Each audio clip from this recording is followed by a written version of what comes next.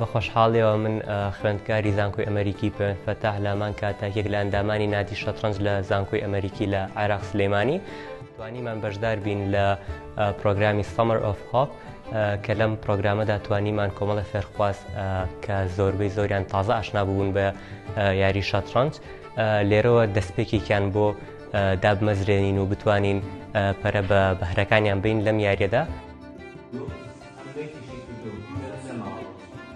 وەک هەموو یاریەک شەترەنج سوود و چێژی خۆی هەیە. من هەموو کاتەڵەم یعنی یەکێک لەو سوودانەی کە شەترەنج هەیەی تۆ کە لە کاتی یاریکردنا ئەگەر سێری سەر بۆردەکە بکەیت ئەبینی کۆمەڵە جوڵی جیاوازە هەیە بەڵام تۆ بێ باشترین جوڵە بدۆزیتەوە بۆی سەرکەوی.